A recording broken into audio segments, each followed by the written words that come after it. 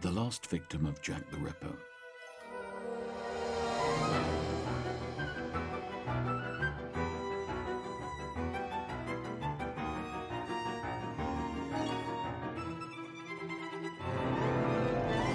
Written by Petr Macek, music by Daniel Barták, read by Jamie Marshall.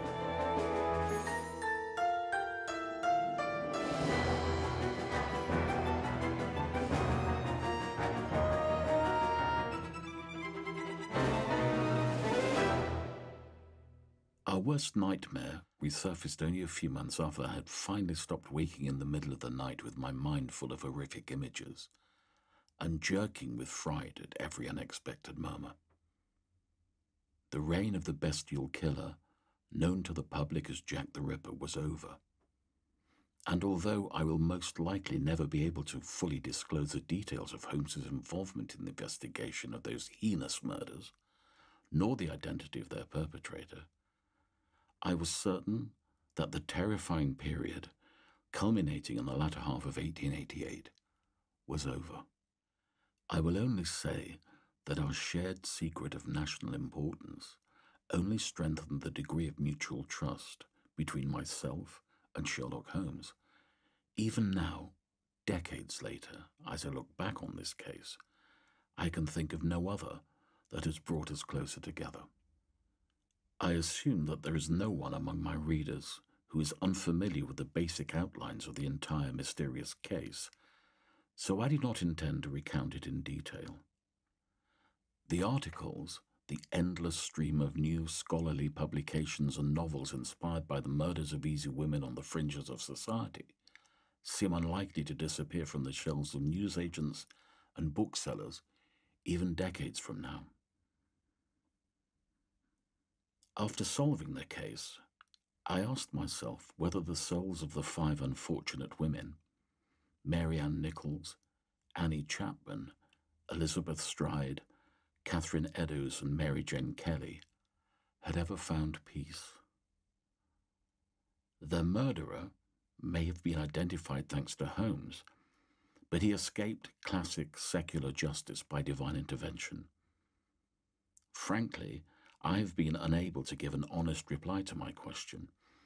Indeed, I myself was frustrated that in the eyes of the common folk, the shadow of Jack the Ripper had vanished into thin air without anyone having been officially charged, even though the newspapers had gradually dragged the names of several suspects through the mud without any direct evidence.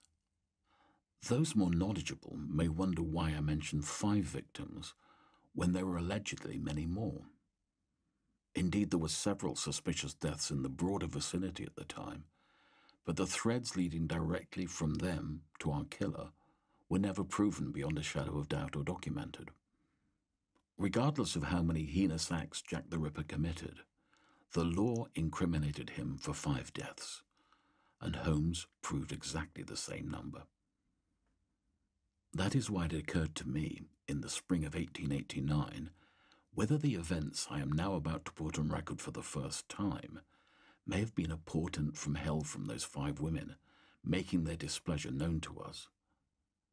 For it was then that yet another body appeared.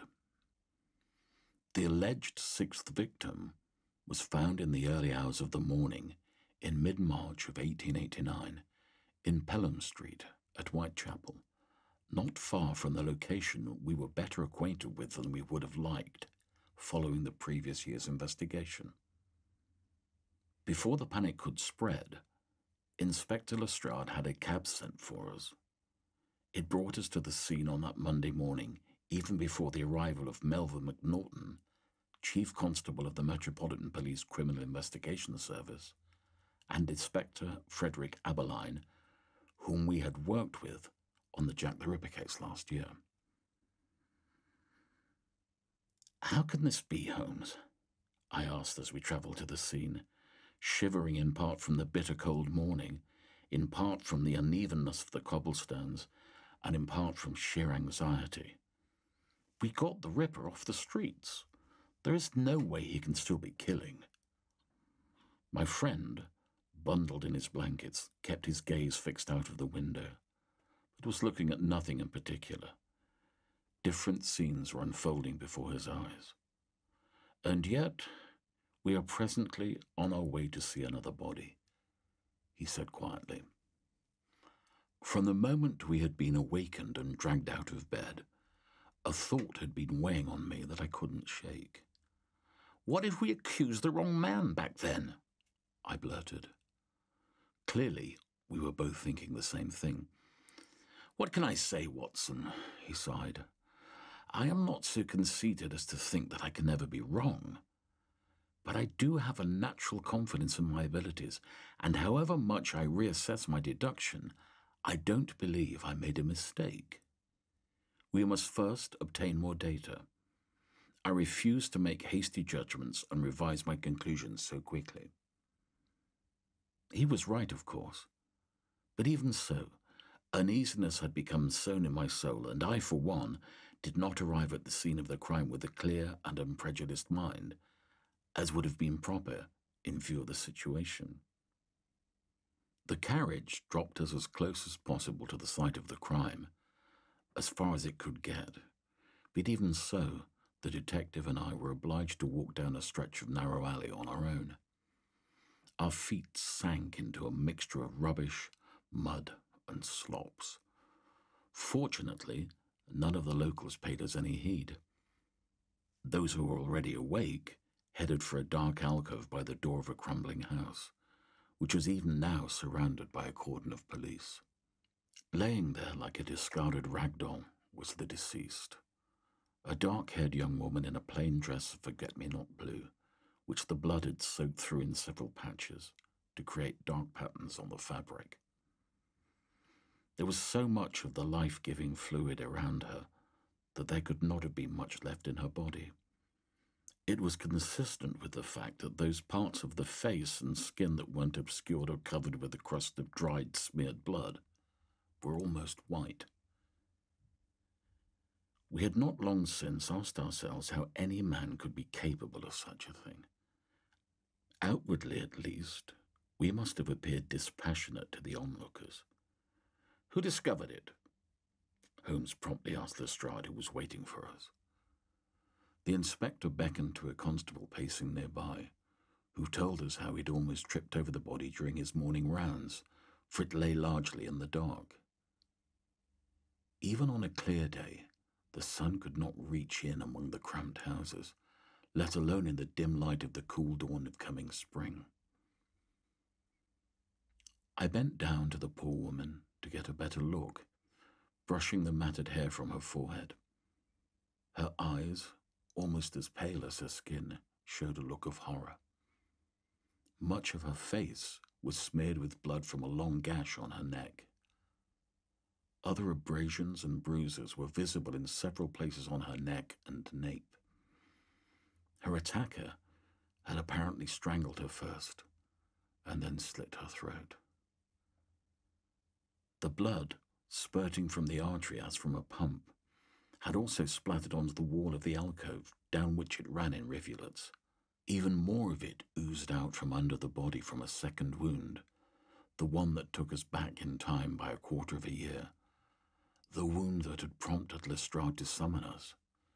For the case appeared to be no ordinary murder, but the work of Jack the Ripper. The dead woman's skirt was pulled up above her pelvis, which had been transformed into a mush of skin, flesh, and tissue. "Her womb has been excised," I announced to Holmes. "Very crudely and unsparingly, I would say. In any case, when the medical examiner arrives, I would suggest an autopsy, which will tell us more."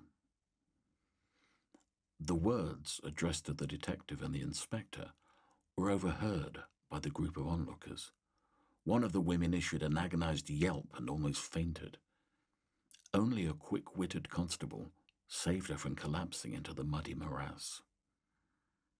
My friend walked up to the woman and patted her smudged cheek slightly. "Come on, wake up," he encouraged her. "Judging by your reaction, I believe you know who it is." She groaned weakly, but recovered her senses and nodded apprehensively. Her name was Monica Langley," she whispered fearfully. You knew her well? She was my roommate. Do you live nearby? Around the corner just there. She pointed over her shoulder into what was perhaps an even narrower alcove. Interesting, Holmes mused, rubbing his chin. Watson, can you determine when the murder took place? I would say shortly before dawn, a few hours ago at the most. I deemed, judging by the onset of rigor mortis in the corpse. The same modus operandi as always, exclaimed an attentive Lestrade, eager to have something to report to his superiors. Including the location chosen by the killer, a public place at a time when there was minimal danger of being disturbed.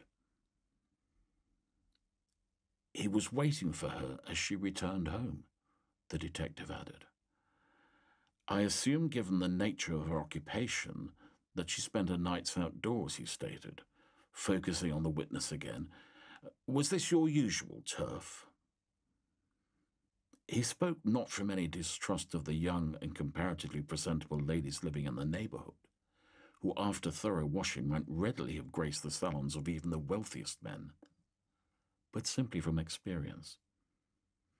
Every one of Jack the Ripper's victims to date had been engaged in or associated with prostitution, which was why the killer repeatedly, albeit in not all cases, mutilated their bodies in a manner similar to what he'd done to Monica Langley. The woman, however, objected. I'm no whore. Her cheeks flushed. I'm a respectable woman. May I know what your livelihood is? I'm a waitress down at the pub. Holmes grimaced doubtfully. And Miss Langley? I can't speak for her, she continued, frowning. True, she wasn't home last night, but I never pried. She paid her dues, so what do I care what she did? May we visit your rooms? When she nodded, my friend turned to Lestrade. Please make a note of this woman's address in case your colleague should wish to question her as well. The doctor and I will examine her quarters now and then see what happens. Should your men need me, I will be glad to be of service to them with my observations. Of course, knowing Inspector Abberline, he will want to follow his own clues and pursue the case on his own. As you please, Mr. Holmes, agreed the inspector. I wanted you to see it for yourself, but you mustn't be surprised if Abberline and McNaughton don't take advantage of your help at this time. We may have been too quick in accepting your solution last time, whereas all the while, the real Jack was waiting for us to drop our guard so he could draw his knife again. This time, we won't be taken in by your fanciful deductions. The detective did not deign to comment. Then I have only one piece of advice for you, he said. Keep the newspaper hounds at bay for the present. You too will find it easier to work without a general uproar. Lestrade took the advice, saying he was no novice, and graciously dismissed us. We accompanied the woman, whom the inspector had jotted down as Shannon Hamblin, to her lodgings, situated roughly halfway down the block adjacent to Pelham Street. The rough-hewn door did very little to keep out the cold or the rats, let alone uninvited visitors. Then again, there was probably nothing to steal in a hovel like this. Shannon and Monica lived on the first story in a cramped room with only the most basic of amenities. A wash basin, a pitcher of water that was far from clean, a few garments hanging on lines, and a rickety chair.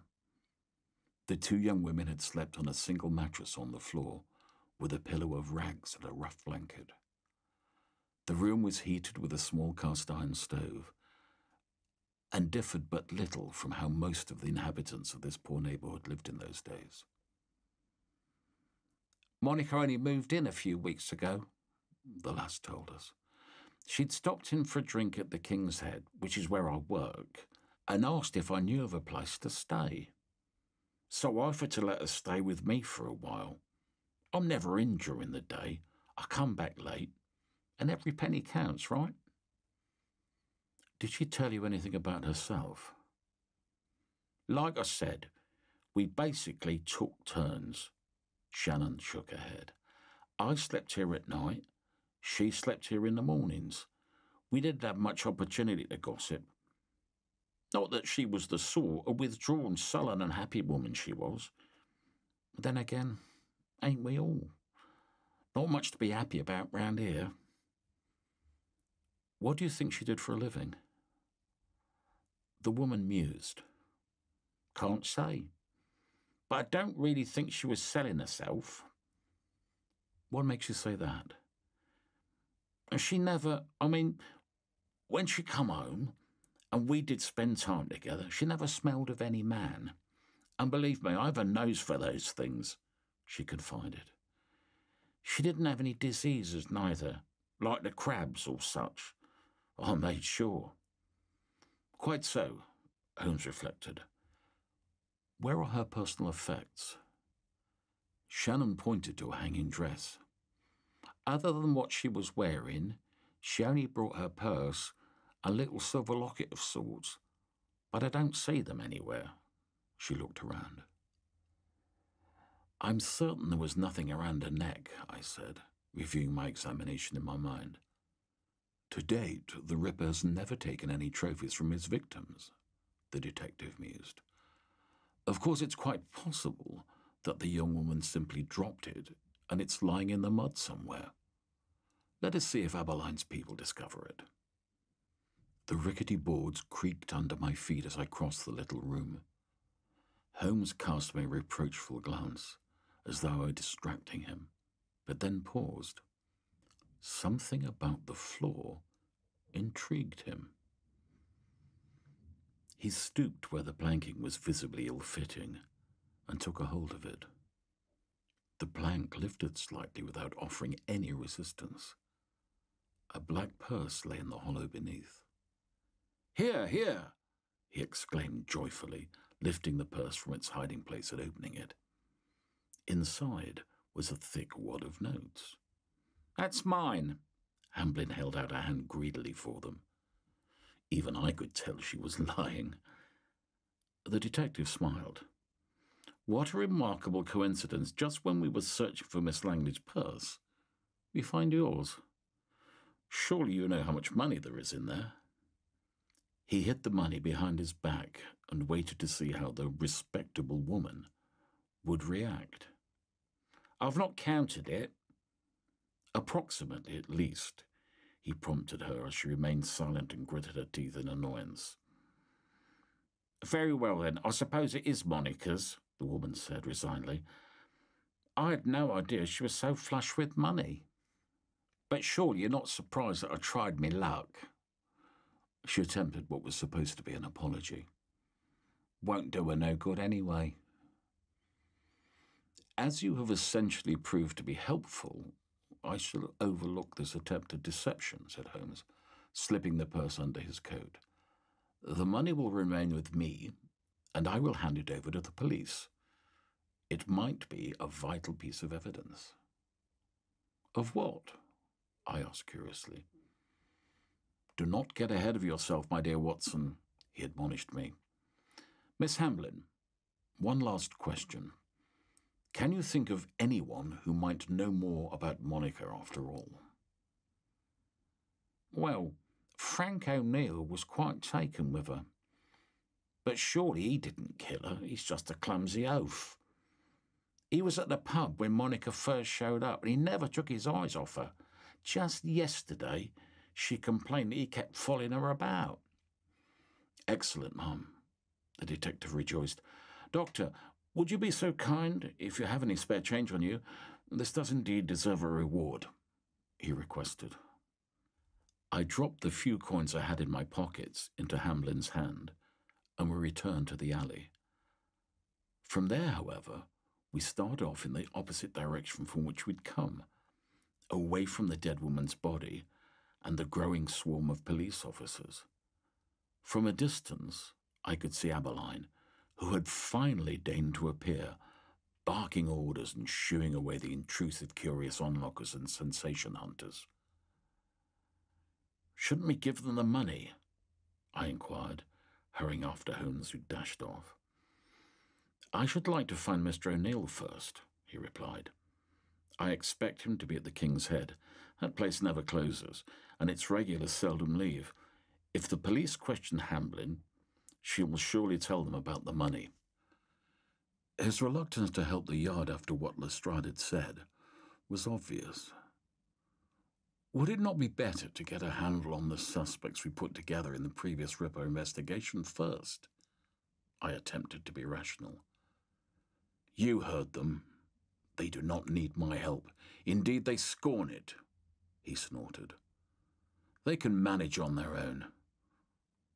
What you suggest is clerical for someone as unimaginative as Abeline. I believe the key to the murderer lies in the dead woman's past. Murderer? We know who he is. Jack the Ripper, I exclaimed. The detective glanced warily about the street, teeming with a motley assembly of local laundrymaids, servants, coachmen, labourers, tramps, and more. All of them had yet another joyless day to survive. Their heads began turning towards us. You must speak even louder, hissed Holmes. There's a drunkard asleep on the pavement who didn't hear you. I stumbled silently behind the fuming detective for a moment. It was still relatively early in the morning, but life in the peripheral streets of the metropolis was already throbbing with a pulse of feverish activity. Some of the merchants were already displaying their wares. Others were only just raising the shutters of the shops with a clatter. Even in the advancing light, however, the streets of Whitechapel were gloomy, dreary, broken down and reeking of a mixture of odours I had no desire to identify. Question marks, I should think, hover over both the killer and the motive. Does it not strike you as odd that Langley had so much money hidden under the floorboards? I can't help but wonder, the detective continued after a few minutes when no one could hear us. She might have been saving up for a better life, I suggested. Those banknotes hardly look like something she saved up. I've counted the money, and it's far more than a poor soul like her could ever have earned. What's more, it's a pretty little round sum. No, it is either money she found, or, far more likely, money she was given for something. So a prostitute after all. For that amount, you could get the loveliest debutante, not some stodgy piece of work like Miss Langley, he argued. Listening to Holmes, I had to admit he was right. It was all rather puzzling. With that kind of money, she could have afforded a much nicer place to live. You speak my mind, Watson, he said gleefully, as if I'd torn a blindfold from my eyes. What does that imply?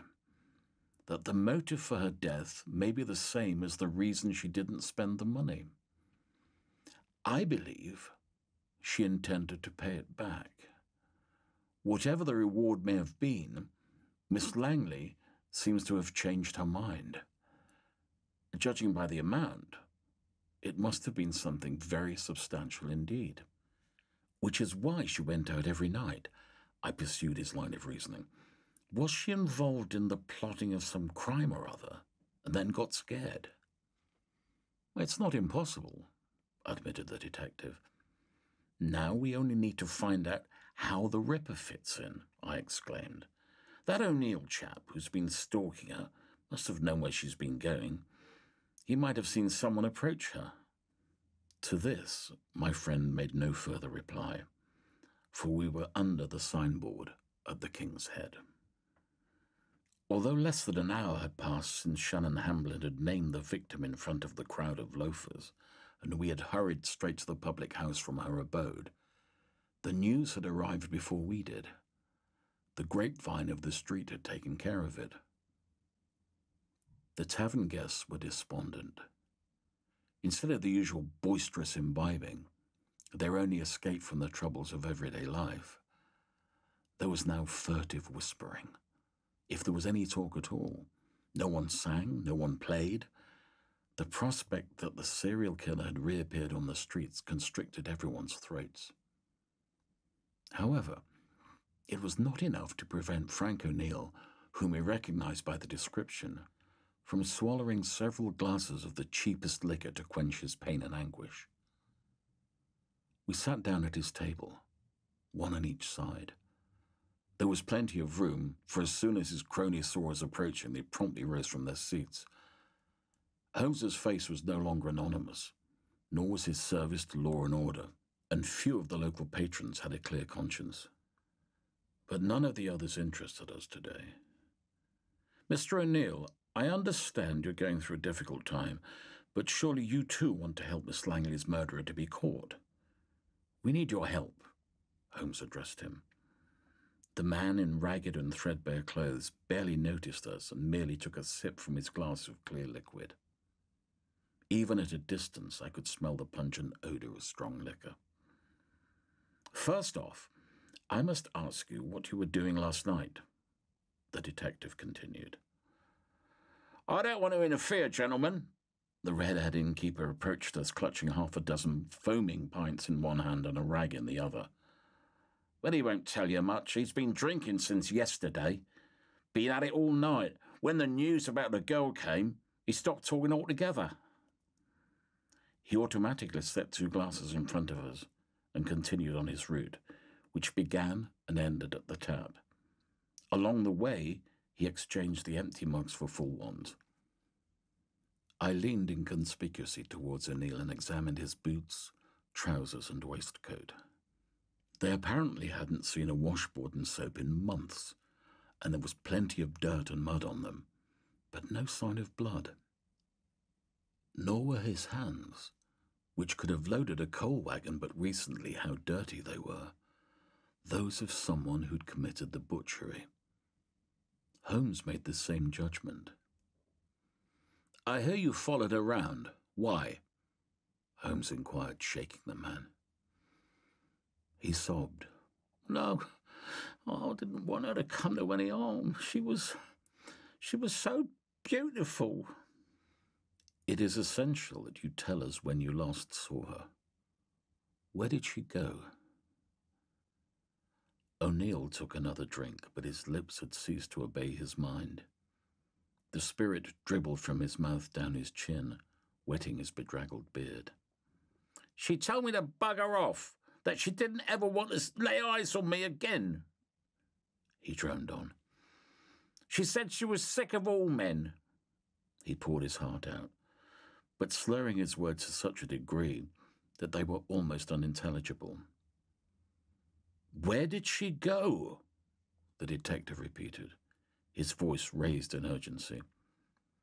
Somewhere in Knightsbridge, almost every night, but I always lost her. The drunkard managed to mutter before his head fell face down on the tabletop. I looked up. The neighbourhood in question is the polar opposite of Whitechapel. Many of London's richest people reside there. And if she hadn't been working for somebody there, the murdered woman must have looked as out of place as if Queen Victoria had stepped out of a carriage in the East End. If she was involved in anything that was going on in Knightsbridge, it was surely an important affair. Why, it's nearly 2 hours' walk, I exclaimed. It is a testimony to Miss Langley's determination that she made the journey every night. We must go at once, decided Holmes. We paid for the ale, which we hadn't even touched, and whistled for a cab to take us away from the hovel. I confess I was relieved when we pulled into the wider streets of the city centre with their tidy cobblestones and bright facades. We should focus on all the major events going on in Knightsbridge, like art or jewellery exhibitions. She might also have been spying on a jewellery store or checking on the police officers' rounds, where they are at what time, I suggested. Holmes listened to me with an air of delight regarding my plan, but not for long. Unless the deed has already been done, he demolished my theory. As we were already passing through the streets of Knightsbridge, he He stopped the cab, and we set off on foot. We were heading for the local police station, but in the end we were spared the visit, for we met one of the senior officers of the constabulary with whom we had collaborated on a case in the past, and who held my friend in high esteem. We discussed the matter with him from all aspects, but to no avail. We've not dealt with any major robberies lately, and there'll be no guarded exhibitions in the coming days or weeks, mused the policeman. I was just resigning myself to the idea that we would have to go round all the jewellery shops in person, and there were quite a few in this neighbourhood, to inquire about any forthcoming major deliveries of wares, when Holmes asked the officer a crucial question. By the way, officer, have you ever heard the name Monica Langley? Langley, the officer mused. What, you mean a tramp? That would be the one, the detective said. Have you met her? Well, not in person. I only know her name from reports. A completely intoxicated woman had been disturbing the peace for several nights in succession. Lord Catelman even filed a complaint about a person of that name. My men went to fetch her from outside his house and explained to her emphatically that she had no business in our neighbourhood. She was talking nonsense, but our men shut her foul mouth. He laughed cynically. I didn't dare to imagine what such a reprimand might have looked like, and glanced instead at my watch. By this time, the doctor was surely taking the body in for an autopsy. At least half of the bruises on the body would not have been perpetrated by the killer.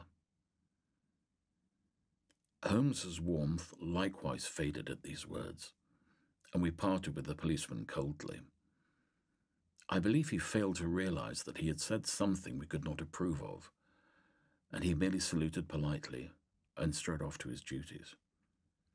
Lord Catelman is one of the wealthiest residents of Knightsbridge, mused the detective, so we know who she had set her sights on. Shall we pay him a visit? Naturally, he replied. Our investigation has just taken an unexpected turn. Whatever do you mean? Until now, we have assumed she came here to observe someone or something. That requires stealth.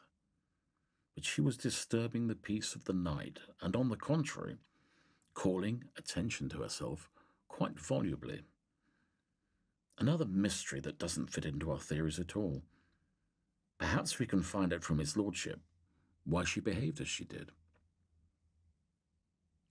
The elderly Mr. Catelman resided in a magnificent Victorian house near Hyde Park. After ringing the bell, a rather stuffy butler answered the door, annoyed that we'd come at a rather inconvenient time, as the gentleman was about to take his luncheon. We shan't be but a minute. We only want to know why you summoned the police, Holmes told him. I don't believe I understand you, the man said sternly. According to the report, Lord Catelman summoned the police to deal with a certain Monica Langley, who was making a nuisance of herself in front of your house, the detective reiterated, repeating what he knew from the policeman. I can assure you that in 20 years I have served and lived in this house, there's been no such scandal or any other, scowled the butler still more, and was about to slam the door when a young industrious maid appeared behind his back, having overheard our conversation. I expect the gentleman would like to see Mr. Catelman's son. Monica used to be in his service, she said. That may be, admitted the detective. The young gentleman and his family live elsewhere. You must go several streets over. The butler referred us to another address. I was not aware that the young Lord Catelman also owned a house in this neighbourhood, I said in surprise. He only recently received it from his father when his wife finally came with child and bore him an heir, escaped the maid's mouth. The old man wanted peace and quiet, but he also wanted to keep them nearby. He adores the little one, why he was miserable before for fear that the family lineage would die out on the Spear side. He was even considering going so far as to punish and disinherit the young master. That's quite enough, miss. The butler shushed her quickly. You're not at market here, nor in the social column of sub-tabloid rag. Such indiscretion is strictly out of the question. And you, gentlemen, be on your way. Hence we found ourselves back on the street and proceeded to move on to the next address. I'm beginning to feel that things are getting increasingly convoluted and that we are getting somewhat distracted from the murder investigation. We will hardly find the Ripper here after all, I complained as fatigue and frustration crept over me. In spite of the gravity of the situation, Holmes laughed, rather inappropriately to my taste. Indeed, whereas I believe this will be our final visit, which will provide us with some rather significant answers, he predicted. I trusted he was not mistaken. Unfortunately, it wasn't all that simple. Everett Catelman, what can I do for you, gentlemen? The tall, blonde aristocrat with angular features and prominent cheekbones said, introducing himself. We are here on behalf of one Monica Langley, announced Holmes in the anteroom of the man's house, which was indeed no more than a 15-minute walk from his father's residence. Catelman did not bat an eyelid. I'm afraid I am not acquainted with any such person, he said. The detective cleared his throat dryly without letting his bemusement show. Rather odd, considering you summoned the police to deal with a person of that very name but a few days ago, he remarked. All the more so, as she is your former housemaid. The Lord's skin, already rather pale, seemed to become even paler, but he continued to maintain an admirable poker face. Ah, that one, he exclaimed, remembering suddenly. Many servants have come and gone through my house, and I cannot possibly remember them all. But it is true that this young woman made some trouble. What sort of trouble? Catelman noticed that the maid who had come to open the door had remained in the hall with us, her ears very much perked. Come in, gentlemen. I do not care to discuss this matter in the doorway, he beckoned. And you, Lynette, fetch us some tea. Then you can set the table for lunch. We were ushered into the drawing room, where a slight woman sat in a chair by a tall window. She was cradling an infant in her arms, a boy, judging by the blue colour of his swaddling clothes, who could not have been more than a few weeks old. She was softly humming a melodious lullaby and stroking his dark, thick hair affectionately. My wife Gladys, the Lord introduced her. Lady Catelman glanced at us, putting a forefinger to her lips as a sign that we should not wake the child. She took him gently and carried him off to a quieter part of the house. He is the apple of our eye, a darling child, the proud father beamed, taking a seat on the divan. As we settled in, I noticed that he had a slight limp. Before the maid brought in the teapot and the 3 cups, we exchanged a few pleasantries, as 2 war veterans, about where we had served and what injuries we had sustained, while the detective perused the family portraits on the wall. Then, without further ado, he began speaking. I had the sense that he didn't care to give his lordship too much time to prepare his answers. Let us return to Miss Langley, he requested. You mentioned certain difficulties. I do not wish to smear the affair, as I wouldn't like to cause her any more trouble. Catelman waved his hand. Her work ethic was far from exemplary, and we did not part on good terms. She is a temperamental young woman, and she used to come here to vent her anger. Nothing to occupy the mind of a private investigator. We are here because she was murdered. In a very brutal fashion, I might add, said Holmes. You must admit that this is worthy of my attention. The nobleman, pouring himself some tea, started and spilled it over his trousers and part of the table. He seemed genuinely surprised by the information. But my friend was a far better reader of human reactions with a great deal more experience. However, he did not let on whether he perceived it as a guise or genuine surprise? "I'm sorry to hear that, naturally," Kettleman said, "but I had nothing to do with it." The detective drew out his handkerchief and spread it over the spilled tea before it soaked into his trousers or into a pile of letters laying on the ledge of the table under a paperweight. "Leave that alone. Lynette'll take care of it." The Lord rang the bell to summon the maid. Holmes had not yet finished. He reached into his coat and took out the purse stuffed with banknotes. "Do you know where she could have obtained so much money?" he asked, showing it to our host. "Indeed I do not," Kettleman retorted brusquely. "Why are you asking me all about this anyway?" "Because you are the only person of her acquaintance who could dispose of such a sum." His lordship looked offended. "Acquaintance? I beg you, I haven't seen that woman for 3/4 of a year.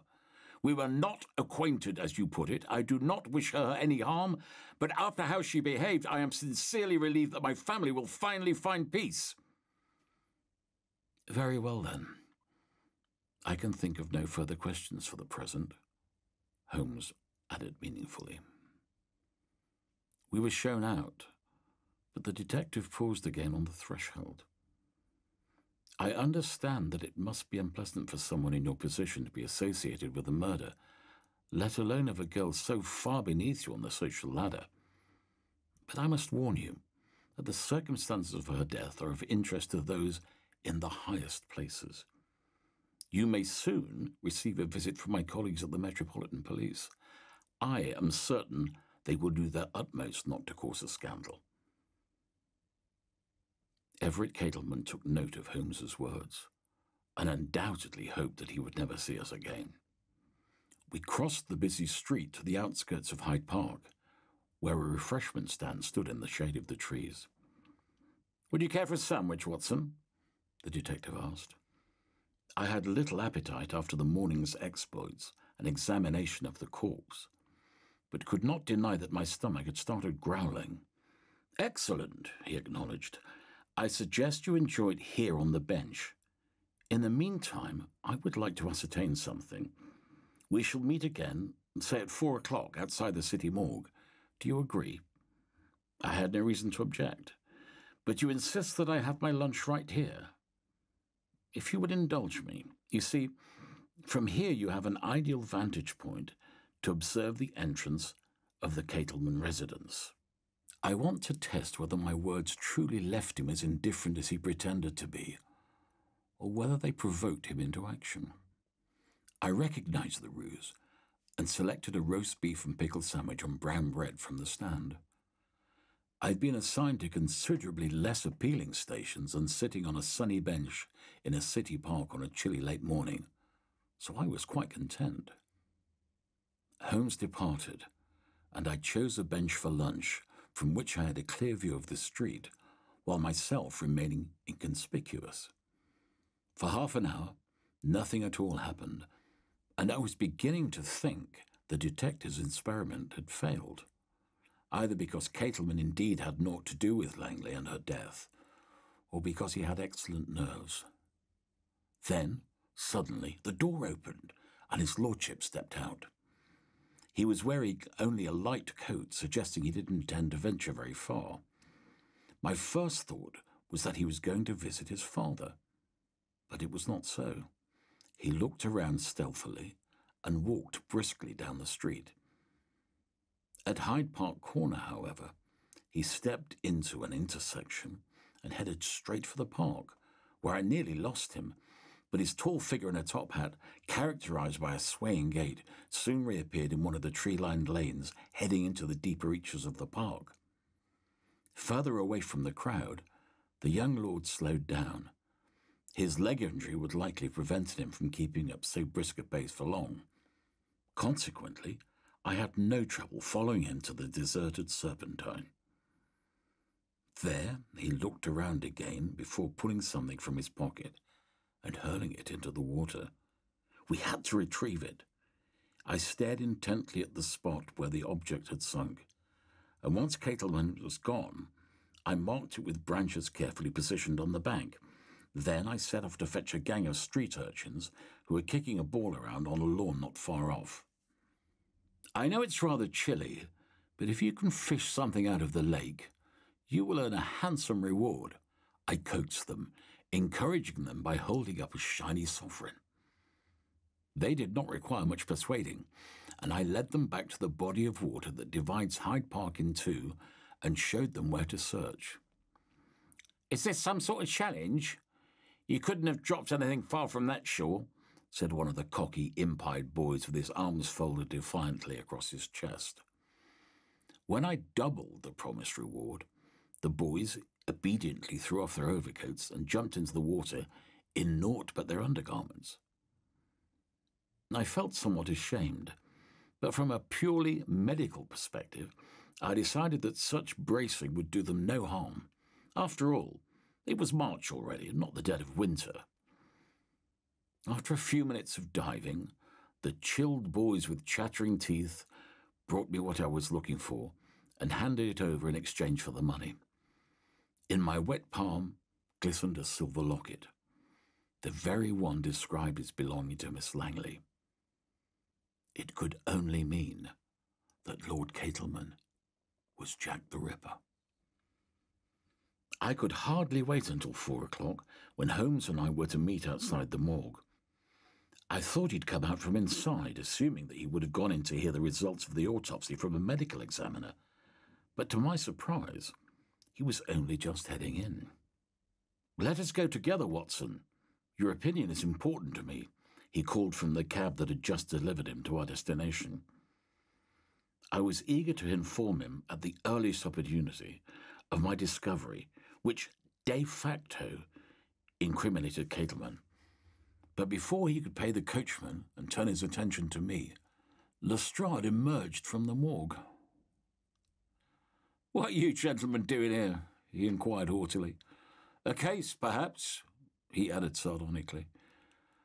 "I'm rather interested in what conclusions your doctor has drawn in the Langley case," the detective replied in greeting. "I'm afraid I can't tell you that," the inspector dismissed him with a self-important air. "At Chief Constable Norton's request, we will tie up the case ourselves, this time to a victorious end, may I point out. Aberline is sure of it. We've pinched that Polish Jew before, and he's no alibi this time. There will be no escaping the noose." He was referring to Aaron Kosminski, one of the prime suspects during the original search for the Ripper, along with Thomas Cutbush, an adult medic suffering from syphilis, and Charles Lechmere, a butcher. All the suspects at the time shared a deep-rooted hatred of women and severe psychological disorders, but there was no irrefutable evidence against any of them, and Holmes finally pointed the finger at someone else entirely. "I can only advise you not to be too hasty," Holmes warned him. "Like you, isn't that right? Don't worry, we're in no danger of that. We're professionals."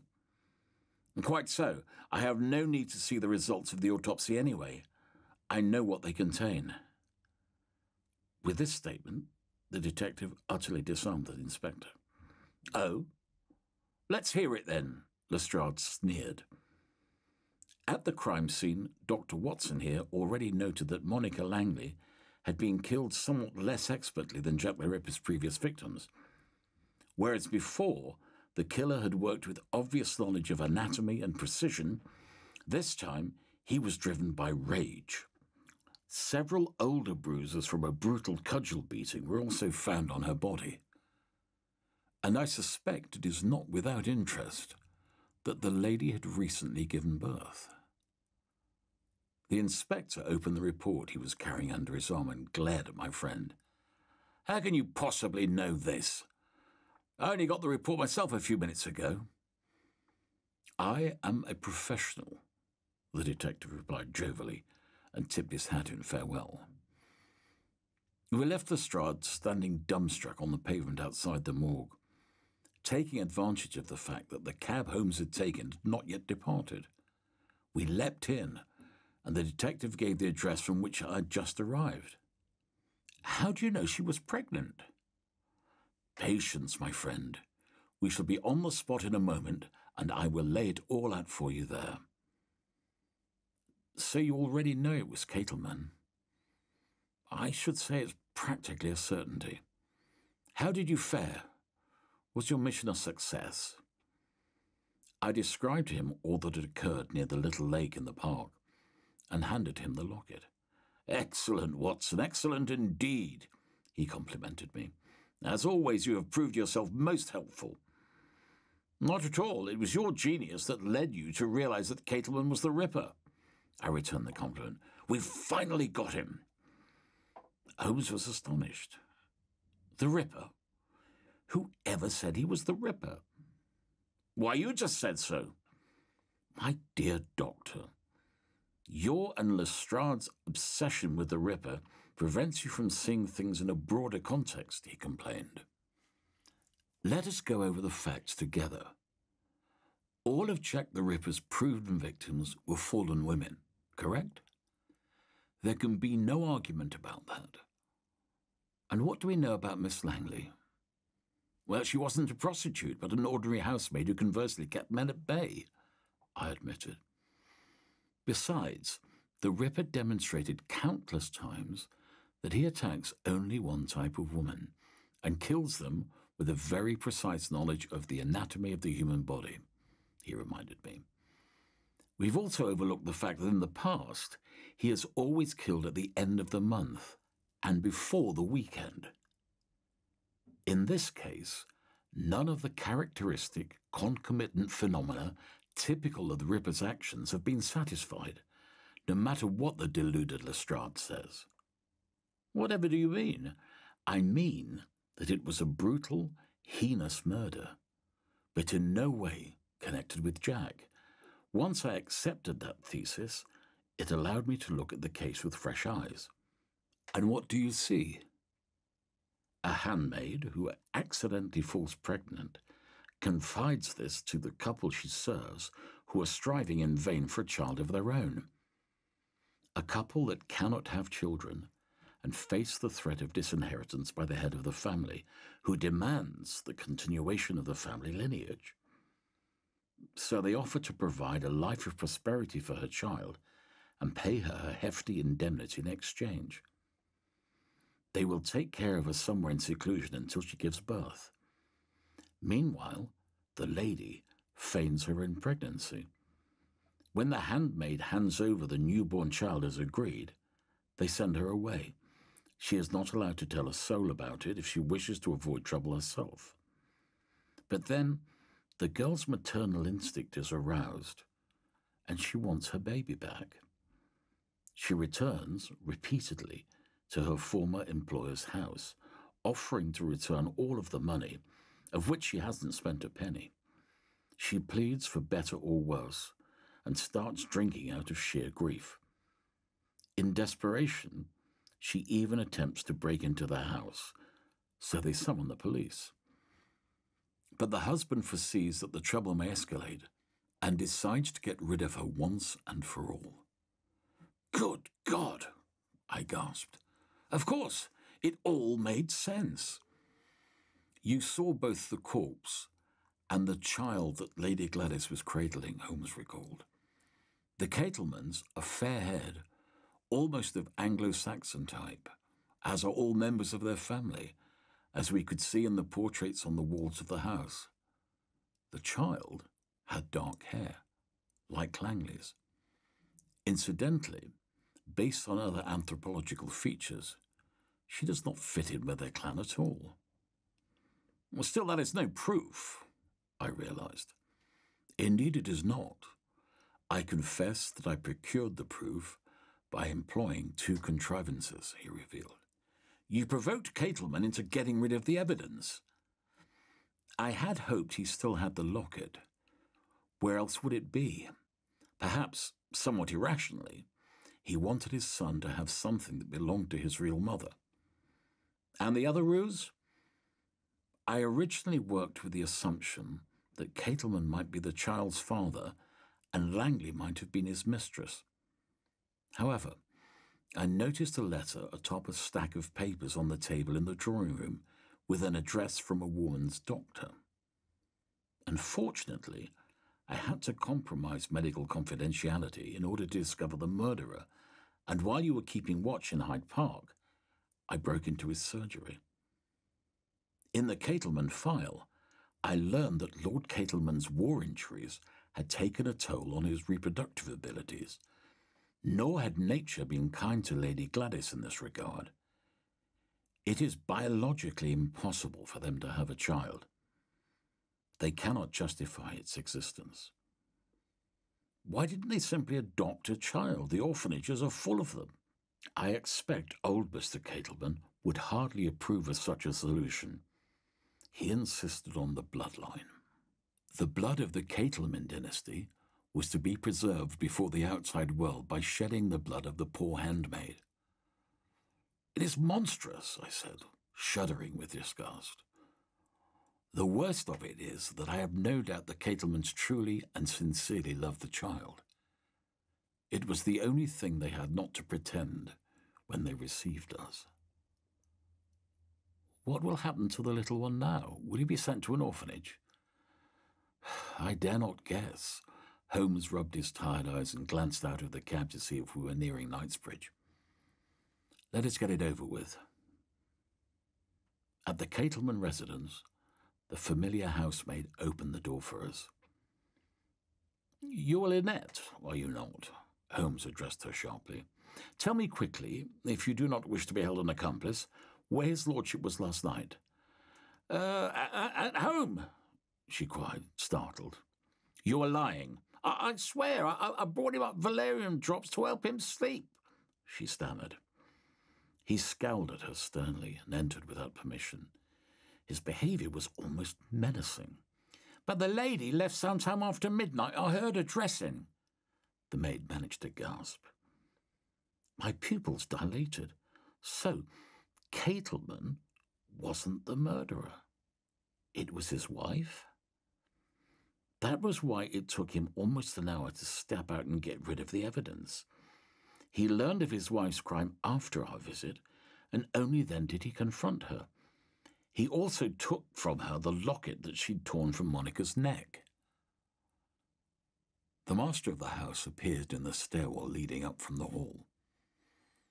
I do believe I've made myself clear, he snapped angrily. Stop harassing us. And I believe I made myself clear that your title would not stop the investigation of a murder, Holmes retorted. He then displayed the silver locket fished out from the bottom of the serpentine. Please stop shouting in here, said Lady Gladys, emerging from the drawing room bearing the swaddled child. Gladys, they know everything, sobbed the aristocrat. Let me put Cecil to bed, and then we can talk it over, the lady said, giving us a look so replete with affection that we could not refuse her. We did not believe that she would deny the facts or attempt to escape, and followed Catelman into the sitting room. In the meantime, Holmes sent the housemaid Lynette to the police station to summon a patrol. Catelman steeled himself and poured out several glasses of brandy to calm everyone down. As it was already late in the afternoon, we gladly accepted. What now? He asked with a dignified jut of his chin. We shall have to arrest you, said the detective. Both of you. And the boy? The authorities will take care of him. His mother is dead and his father is unknown. From behind our backs came a woman's calm voice, accompanied by the characteristic click of a revolver hammer, which Lord Catelman, like any proper, albeit retired soldier, surely had somewhere in the house. I will never give him up, the lady announced. Her forefinger trembled on the trigger of the heavy weapon, which she had to hold with both hands. Darling, we must be reasonable. Catelman stepped towards his wife, anxious to comfort her and take the weapon away. Unfortunately, instead of reason, Lady Gladys was overwhelmed by emotion and horror at the thought of losing her cherished child. Her mind, addled by anguish, assessed her husband's approach as an imminent threat. She turned her extended arms, grasping the Enfield Army revolver, away from us and towards Catelman, and fired. blindly. There was a report. The lady staggered, and a bloodstain began to seep through the Lord's vestment in the middle of his chest, right over the heart. He never even flinched, and slumped to the ground as if his legs had been pulled from under him. There were enough bullets left in the cylinder for Lady Catelman to eliminate any obstacles or witnesses to her husband's killing at once. Holmes and myself. My friend took a step forward, shielding me from possible gunfire with his body. But his heroic gesture was unnecessary. The lady trembled and continued to clutch her weapon, but she was not going to shoot, at least not at anyone else. Staring at her hands as if in disbelief at what she'd done, she sank to her knees beside her husband's prostrate body, her eyes moist with tears. She scooped a drop of blood from his waistcoat onto her fingertips and rubbed it between her thumb and index finger. "It's over," she gasped. Then she glanced at us, agitated. "Promise me we'll have a good life," she said. And before we realized what she was doing, it was too late. Gladys Catelman took the revolver in both hands again, placed the barrel under her chin, and pulled the trigger. Whenever I drive through Knightsbridge or past Hyde Park, I remember. We did what we thought was right. When Lynette returned with the police patrol, we gave them only as much information about the two dead bodies as we deemed necessary.